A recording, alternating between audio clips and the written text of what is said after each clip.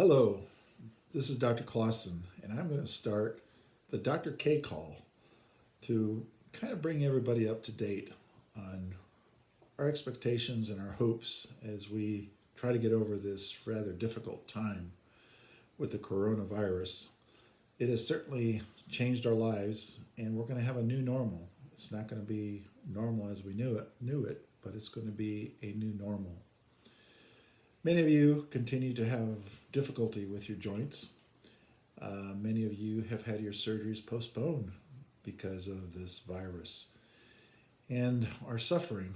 And these surgeries are called elective, but in reality, to many of you, it's not so much elective because it's affecting the quality of your life.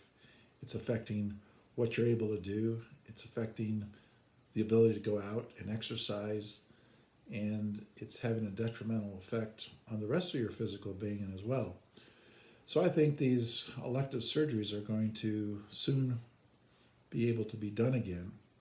It's just that we need PPE.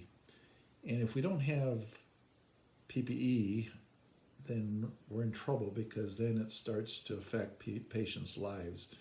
And that's why the elective surgeries have been postponed at this point, is because when I go into an operating room, I use a lot of PPE. So we need to get the PPE up to speed, and then I think we can ease into doing elective cases. So for all of you who are waiting, there's hope, and we'll get through this, and we'll get you back on the schedule as soon as we can. In the meantime, what do you do? Well, as you know, there's a number of options of things you can do. From an anti-inflammatory standpoint, you can take anti-inflammatories over the counter, such as naproxen or ibuprofen. You want to be a little bit careful about not taking those within a week of your surgery, so remember that. But you can certainly do those. They're prescription anti-inflammatories. We're doing telehealth visits at OSMC, and so you can call in and say, hey, I want to do a telehealth visit and see if I can get some ideas on relief. Just to give you a couple ideas, motion is your friend. I think you all have heard me say that before. Motion is your friend. So even if you have an arthritic joint, moving it is going to be better for you, and it's going to make it less symptomatic. Now, moving with it within reason. You can't overdo it. Your threshold of pain is very, very small with these arthritic joints. So motion is your friend. Motion without a load, and not too much.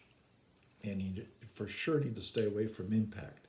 So, for example, biking, swimming, elliptical. On biking and elliptical, make sure your legs fully extended at the bottom of the stroke. That millisecond takes the pressure off your patella and enables you then to for your patella to kind of have a little bit of relief. Otherwise, it'll start to ache. And again, everybody's a little bit different, so it's hard to give you a cookbook. But motion is your friend, and motion without a load, and motion without impact. If you wake up in the morning, you know when you're stiff, it's sore. Well, that's because you've been immobile. So sitting really isn't good for you. Not moving is really not good for you because once you get up, you can hardly move and it hurts and it takes a while to kind of get things going. You're better off moving. So motion is your friend. The other things to think about are like a soft brace on your knee. Now, sometimes it makes it worse. You just have to be a little bit careful. Don't get it too tight. You don't want to be careful you don't cut off your circulation and cause a blood clot.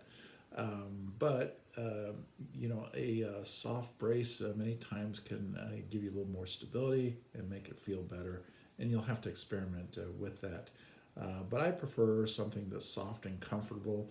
You can get them on the internet relatively cheap, or go to a sports store if there's one open, and get something that's comfortable and not too expensive. So, other thoughts are there's topical anti-inflammatories that you can rub on your knee or on your hip or on your shoulder. These can be bought over the counter. You can go to a natural food store and you can get a number of natural anti-inflammatories such as cherry juice concentrate, fish oils, um, turmeric. I mean, there's a number of those that maybe we don't have great scientific evidence in, but certainly a number of my patients find are very important. I've always been an advocate for glucosamine and chondroitin. I think that that is a wonderful way to give your body nutrients. We're doing microscopic damage to our joints on a regular basis.